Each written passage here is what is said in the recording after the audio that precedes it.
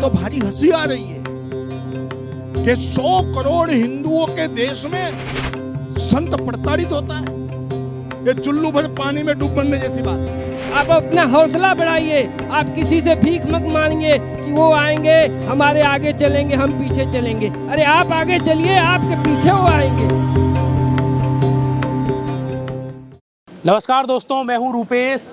जनमंच में आपका स्वागत है। नमस्कार दोस्तों, मैं हूं नरेश और जनमंच के इस कार्यक्रम में आप सभी का स्वागत करते हैं। नरेश जी, यहाँ पर एक सबसे अहम सवाल हम देख लेते हैं। सबसे अहम मुद्दा, आप लोग यहाँ पर बैठे हुए हैं, जनसभा बैठी हुई है, बड़ा दुख होता है। हम सब जानते हैं संत आसाराम जी बापू के ऊपर अत्याचार हो रहा है। इस देश में कम से कम 20,000 ऐसे संगठन हैं जो ज़मीनी लेवल में वर्क करते हैं, हिंदुत्व के नाम पर रोटियां खाते हैं। संत आसाराम जी बापू का प्रकरण भी उनको मालूम है। ये वही विश्व हिंदू परिषद है जिस विश्व हिंदू परिषद में माननीय अशोक सिंघल जी अपने अंतिम चरण में भी, अंतिम चरण की बात कर रहा हूँ, वहाँ जोधपुर गए और उन्होंने अंतिम चरण में बोला कि आज संत आसाराम जी बापू के ऊपर अत्याचार हो रहा है। ये एक मेरा सबसे बड़ा सपना था जो पूरा नहीं हो पाया, मैं उनके लिए कर नहीं पाया। आज मैं खुली बात कर रहा हूँ, इस खुले मंच में, जनमंच की बात कर रहा हूँ। आप विश्व हिंदू परिषद से हैं, क्या ये दर्द जो अपने आप में हिंदुत्व का टाइटल लेकर घूमती हैं, काफ़ी जो जन लेवल के जो संगठन हैं, क्या उनको क्यों नहीं फील होता है? कोई भी संत प्रताड़ित होता है तो विश्व हिंदू परिषद को रणनीति बनानी ही चाहिए, सभी संगठनों को लेकर बनानी चाहिए। मैं पूछना चाहता हूं कि बापूजी के 8 करोड़ शिष्य हैं। अगर 8 करोड़ शिष्य में से केवल 50 लाख शिष्य बापूजी को छुड़ाने के लिए आंदोलन की रोड पर आ जाए, सत्ता को दबाने का काम हमें करना पड़ेगा। धर्मेंद्र जी जो बात कह रहे हैं, मैं उस बात को काटता नहीं हूँ, लेकिन मैं एक बात आप लोगों से ये कहना चाहूँगा कि रामचंद्र जी जब पुल बांध रहे थे तो जो पत्थर है, पत्थर ऐसे ही नहीं तैर रहा था। पत्थर तैर रहा था तो राम जी की आज्ञा से तैर रहा था।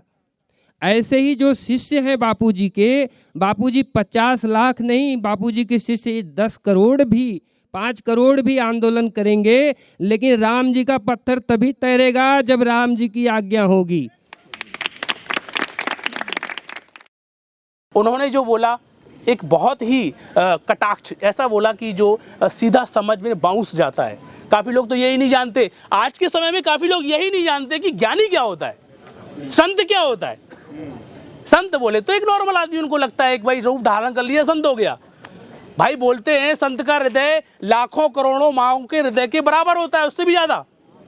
अब यहाँ सवाल ये आ जाता है, माननीय अशोक सिंघल जी ने भी कई बार बोला, आप बोलिए ईंट से ईंट बजा देंगे, लेकिन दिक्कत ये आ जाती है अब जहाँ पर जो तंत्र है वो लठ लेके खड़ा हुआ है, बापू का सब्जेक्ट सुनना नहीं चाहता है, ऐसे वक्त में भी वर्क करना है, ये एक बहुत बड़ा दायित्व है। अब आप इसको बताइए कि अब इसमें क्या।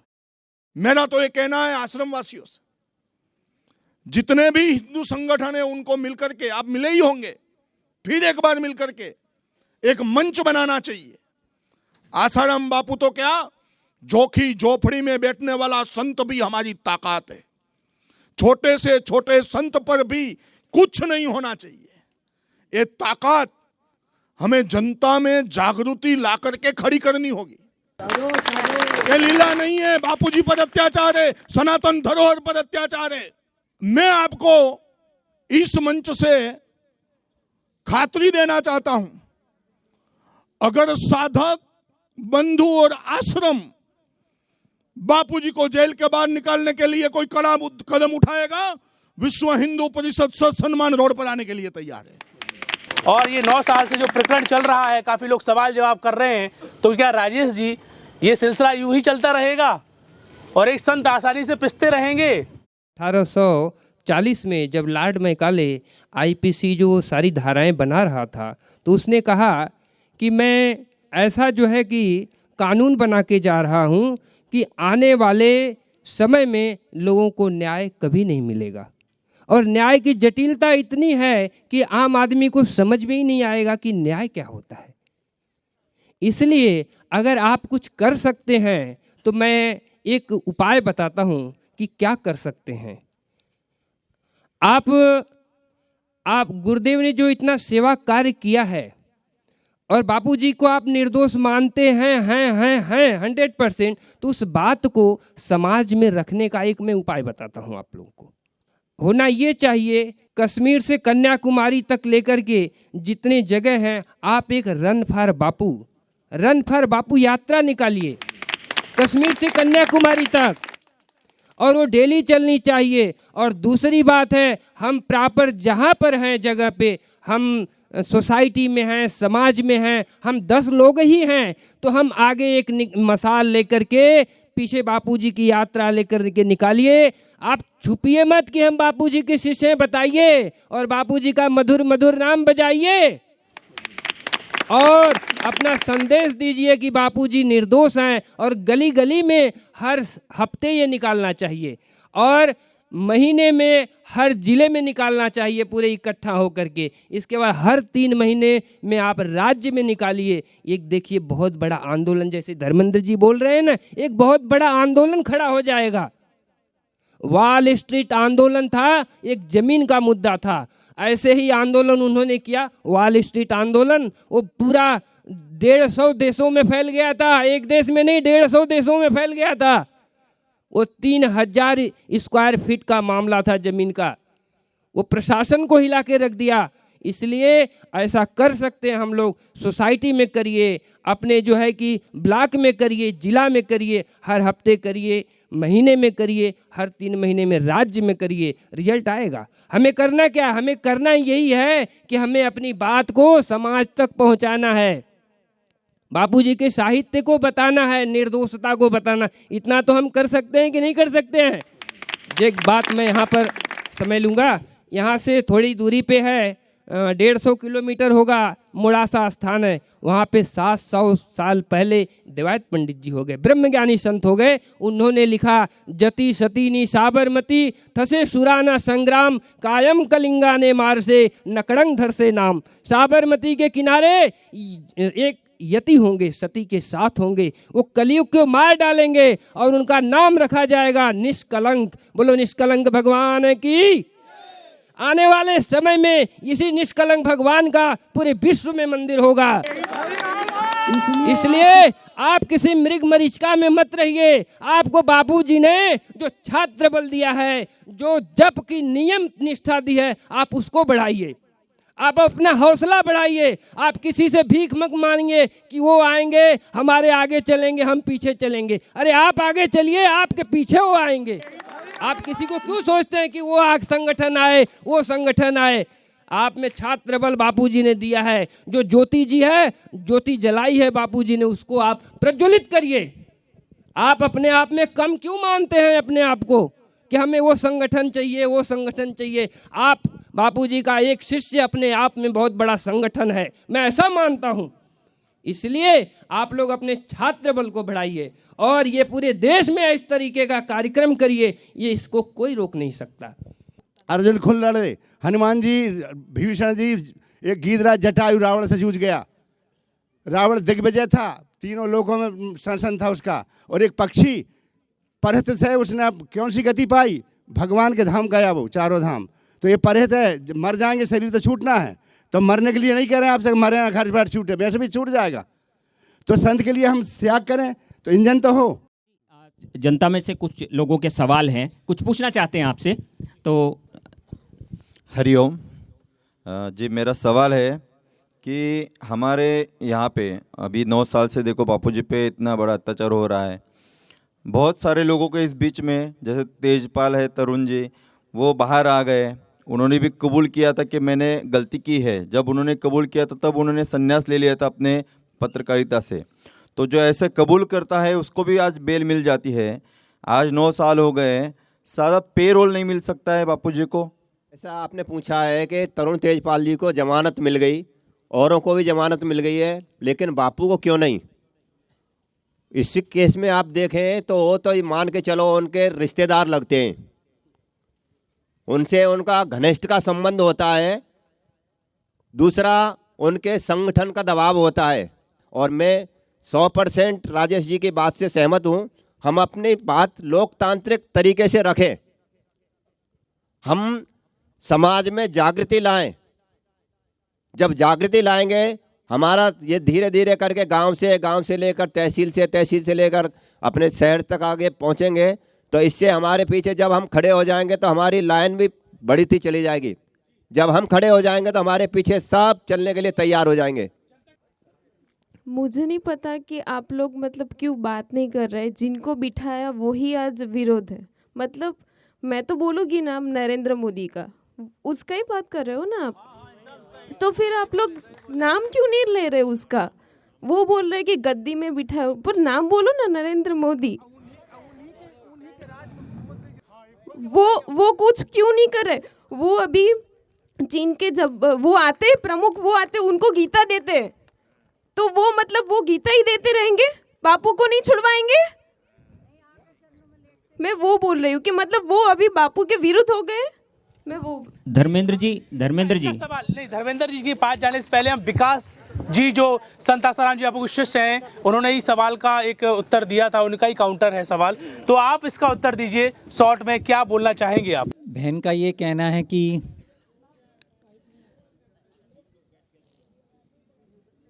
नरेंद्र भाई का नाम इन्होंने लिया कि उन्हीं के द्वारा, देखिए घटनाक्रम जो भी घटी है, जिस तरह से ये मीडिया ट्रायल हुआ है, उस मीडिया ट्रायल में बहुत से लोग भ्रमित हुए हैं और इस सच्चाई को हम सबको स्वीकार करना पड़ेगा कि सत्ता में आने के बाद जो कार्य उनको खुलकर करना चाहिए था, पूज्य बापू जी को जो न्याय दिलवाना चाहिए था, वो नहीं दिलवा पाए हैं। इस बात को, इस सच्चाई को हम सबको स्वीकार करना पड़ेगा। अब यहाँ पर एक सबसे अहम सवाल आता है, मैं बिल्कुल नया सवाल आपके सामने रखना चाहूँगा। भाई कांग्रेस की बात कर लें, हम किसी की पार्टी की बात कर लें, सब स्क्रिप्टेड काम करती है। आज देखिए संत आसाराम जी बापू का प्रकरण है, न्यू वर्ल्ड ऑर्डर की बात आ रही है, जो तमाम बातें स्पष्ट हो रही हैं। इस देश में बीन बीन के स्वाभिमानी लोगों को कैसे कैप्चर में साइड करके उनको ख़त्म करने का प्रयास किया जा रहा है। बहुत सारी बातें हैं। 1 साल आदमी कन्फ्यूज रहता है, 2 साल कन्फ्यूज रहता है, 5 साल कन्फ्यूज रहता है, 9 साल बहुत बड़ा हो जाता है। तो आपको कहीं ऐसा ही लग रहा है धर्मेंद्र जी, ये काम पूरा स्क्रिप्टेड हो रहा है? मुझे तो भारी हंसी आ रही है कि 100 करोड़ हिंदुओं के देश में संत प्रताड़ित होता है। ये चुल्लू भर पानी में डूब मरने जैसी बात है। कहीं न कहीं हिंदू समाज की खामियों को हमें ढूंढना होगा और समाज के बीच में इस बात को लेकर जाना होगा। भगवान ने अर्जुन को कहा कि अर्जुन न दैन्यम न पलायनम, तू दीनहीन नहीं है, पलायनवादी मत बन। इसलिए हम भी इस देश के 100 करोड़ हिंदू, मैं अकेले बापूजी के शिष्यों की बात नहीं कर रहा हूं, सारे विश्व को शांति देने की ताकत हमारे में है। आज अकेले बापूजी नहीं, कई धर्म योद्धाओं को भी झूठे आरोप लगाकर जेल के पीछे धकेला गया है। अकेले केरल में 168 धर्म योद्धा आज जेल में प्रताड़ित करके, गुजरात में भी आज 42 लोग जेल में हैं। अकेले बापूजी जेल में ऐसा नहीं है। जो धर्म के लिए काम करता है, ये बहुत बड़ा कंटकारकीर्ण मार्ग है, एक कंटकारकीर्ण मार्ग पर चलता है, उसको प्रताड़ित करने की एक फैशन बन गई है। इसलिए हमें हमारा पब्लिक पावर को मजबूत करना होगा। मैं भाई साहब की बात के साथ सहमत हूं। यात्रा निकालनी चाहिए, गांव गांव में जानी चाहिए, देश भर में हर तहसील में, हर गांव में जानी चाहिए। देखिए, बापूजी को फंसाने के अंदर जो अभी आज मैं बात करूं तो राजनीतिक पार्टियां भी शामिल है उसके अंदर, और जो ईसाई मिशनरीज है वो भी शामिल है, और जो वर्ल्ड के जो कॉरपोरेट्स हैं, बराबर, जैसे कि रॉकफेलर फाउंडेशन है, रोथस्चाइल्ड फाउंडेशन है, बिल गेट्स फाउंडेशन है, तो ये लोग बड़े पैमाने पे भारत के अंदर फंडिंग किया करते हैं। तो इस फंडिंग से जो अपनी भारत की जो राजनीतिक पार्टियां हैं ना, जैसे हम बीजेपी की बात करें या कांग्रेस की बात करें या जो भी पार्टियां हैं, इन सभी पार्टियों के अंदर बहुत ही बड़े पैमाने पर फंडिंग होती है और उस फंडिंग से ये पार्टियां चलती है। इसलिए आप बोल रहे थे ना कि जैसे कि नरेंद्र मोदी जी को हमने पीएम बना दिया देश का, तो वो क्यों नहीं कर रहे हैं, तो इसीलिए नहीं कर रहे क्योंकि वहाँ पे उनको तगड़ी फंडिंग हो रही है। वो फंडिंग कहाँ से हो रही है? मिशनरियाज उनको फंडिंग कर रही है। और दूसरे नंबर पे जो कॉर्पोरेट्स हैं, बड़े बड़े भारत के अंदर जो भी कॉर्पोरेट्स हैं, जो वर्ल्ड के कॉर्पोरेट्स हैं, जो वर्ल्ड के एलिट्स हैं, ये बड़े पैमाने पे भारत में फंडिंग किया करते हैं। उन फंडिंग से उनकी सरकारें चलती है। और जो भी भारत के अंदर जो जज वगैरह हैं, SP है, जो बड़े बड़े अधिकारी हैं, उन सभी को वहाँ से फंडिंग मिलती है और उसी फंडिंग की वजह से उनका काम चलता है। इसी के लिए जो जैसे हमारे बापूजी जेल के अंदर है, तो ये लोग कभी भी कोई भी पार्टियाँ सामने से आएगी नहीं, क्योंकि उनको फंडिंग, उनकी पार्टियाँ चलाने के लिए फंडिंग वहाँ से होती है। ये बात है। और दूसरी बात ये है कि क्वेश्चन मेरा ये है कि जो जज है, जैसे आप बोल रहे कि धरना करो, ये करो, रैलियां निकालो, हाँ ये सब तो चलेगा, पर जब तक आप कानूनी लड़ाई नहीं लड़ेंगे तब तक बापूजी को न्याय नहीं मिल सकता है। क्योंकि बापूजी को निर्दोष है वो फैसला कौन करेगा? हम आप फैसला नहीं करेंगे, जज फैसला करेगा। तो जज जो फैसला करेगा, तो जज जो है अभी उनके कंट्रोल में है। किसके कंट्रोल में है? कि जो जैसे कि अभी राजनीतिक पार्टियां हैं जो भी उनके कंट्रोल में है। जज को कौन ऑपरेट करता है? तो CM ऑपरेट करता है, PM ऑपरेट करता है, और तो SP ऑपरेट करते हैं। तो ये सब इनके सिकंजे में, MLA है, MP है, इनके सिकंजे में जज बैठा हुआ है। और जो भी कॉर्पोरेट्स है उनके कंट्रोल में जज बैठा हुआ है। वो जज हमारे फेवर में है ही नहीं। तो जब तक जज हमारे फेवर में नहीं होगा तब तक हमारे पक्ष में न्याय दे ही नहीं सकता है वो। लोकतांत्रिक पद्धति में हमें पब्लिक पावर बढ़ाना चाहिए, उसके अलावा हमारे पास कोई रास्ता नहीं है। और जिनके पास पब्लिक पावर होता है वही लोकतांत्रिक पद्धति में विजयश्री को प्राप्त होता है। इसका यही उत्तर है। राजेश शर्मा जी आपके पास आते हैं, बस आपको 2 मिनट में आप इसमें क्या लास्ट में इस आप चर्चा का आपने सार निकाला? देखिए, अभी जो बच्चा बोल रहा था न्यू वर्ल्ड ऑर्डर की बात, तो ये सच्चाई है कि आज तक भारत सरकार सिर्फ 1 रुपये की नोट छापती है। आपको आश्चर्य लगेगा। और 2 रुपये से 2000 की नोट भारतीय रिजर्व बैंक छापता है। और भारतीय रिजर्व बैंक फेडरल बैंक के अंडर में चलता है। और फेडरल बैंक जो है वो रॉकफेलर के अंडर में चलता है। तो पूरा देश, विश्व में जितने देश हैं सब कर्जे में डूबे हुए हैं। तो कर्ज देने वाला कोई तो है। रॉकफेलर के पास $500 ट्रिलियन की संपत्ति है। $500 ट्रिलियन। इन्होंने पूरे देश को कर्जा दे रखा है और यही लोग पूरे देश को चलाते हैं। और बापूजी का अवतार एक मानवता का संविधान देने के लिए अवतार हुआ है, जैसे शंकराचार्य जी का अवतार हुआ था। ऐसे विकट परिस्थिति में बापूजी ने जो अवतार लिया है, एक मानवता का संविधान देंगे। इसलिए आप सब लोगों को, हर एक व्यक्ति को इसमें आगे आना है, अपनी भूमिका निश्चित करना है कि हमें क्या करना है। और गुरुदेव जो आज्ञा कर रहे हैं उसी में आपको सफलता मिलेगी। मैं अंत में केवल इतना ही कहना चाहता हूं, कई लोगों को आश्रम के बारे में विविध प्रकार के प्रश्न हैं मीडिया में देखते हुए। मैं ऐसे कई लोगों को यहां आश्रम में लाया। यहां आने के बाद उन सभी को लगा कि सारी बात गलत है। एक बात। दूसरी बात कि जिस प्रकार हमारा सेवा कार्य चल रहा है, वनवासी जोखी झोपड़ी में चल रहा है, धर्मांतरण रुक रहा है, स्वधर्म में लाने का काम हो रहा है, छोटा मोटा अन्नदान का कार्यक्रम हो रहा है, वस्त्रदान का कार्यक्रम हो रहा है, आदि आदि कई प्रकार के कार्यक्रम आश्रम चलाता है, गुरुकुल चलाता है। उसकी 2-2 मिनट की वीडियो, 1 मिनट की वीडियो, आधी मिनट की वीडियो, ये हम सभी लोगों के पास होनी चाहिए और हम भी देखें और बाकी कईयों को ये चीज दिखावे। और जहां हमारा कार्यक्रम हो रहा है, जिसको प्रश्न है उनके साथ लड़िए नहीं। मैं देखता हूं आश्रम के कई लोग प्रश्न करते हैं तो हमारे बंधु उनके साथ उग्र हो जाते। उग्र मत होइए, हमारी सच्चाई क्या है उसके लिए पकड़ कर यहां लाइए। साबरमती आश्रम में आप उसको लाओ, मैं तो लाता हूं। कईयों को प्रश्न होता है कि भाई साहब आप आश्रम में जाते हो, आश्रम में तो ऐसा होता है, ऐसा होता है। बीच में बात चली थी महिला आश्रम में वो टॉर्च वाली, तो कई लोगों को मैं लाया कि बापूजी तो यहां रहते थे, ऐसी कौन सी टॉर्च है ये बिल्डिंग को पार करते हुए वहां जाएगी। अब सच्चाई उसको मालूम नहीं है ना। इसलिए केवल श्रद्धा से नहीं, प्रैक्टिकली आश्रम को कैसे समाज के बीच में रखा जाए। और आश्रम चलता है, सेवा कार्य चलती है, नियमित रूप से सत्संग चलता है, नियमित रूप से सीबीजे चलती है, नियमित रूप से सभी प्रकारण सेवा कार्य चलते हैं, लेकिन आश्रम और शिष्य मंडल के अलावा बाहर मालूम नहीं पड़ता है। इसलिए आश्रम को समाज के बीच में टेकफुली कैसे रखा जाए, ये भी आश्रम वासियों को सोशल मीडिया के जरिए आदि संतों को बुलाकर बाकी संत बोले कि हम आश्रम में गए थे, वहां ऐसा नहीं है, ऐसा है, ये बात गलत है। तो माउथ मीडिया के आधार पर बड़े पैमाने पर जागरण होगा। इसलिए मैं बार बार कहता था कि we all are a public power, इसलिए पब्लिक पावर को मजबूत करने का यह रास्ता है।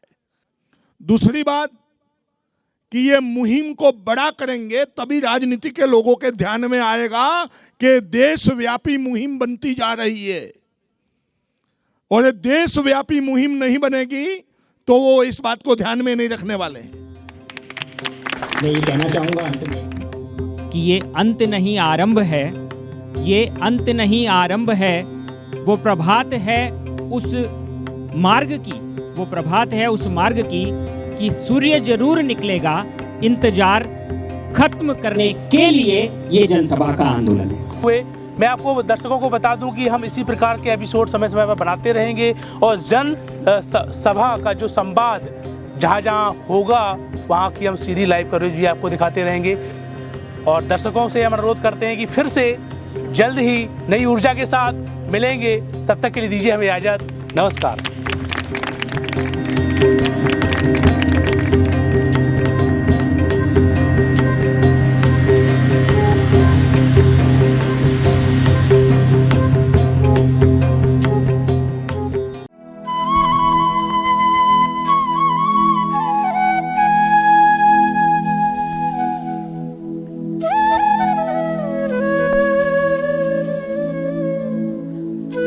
Thank you.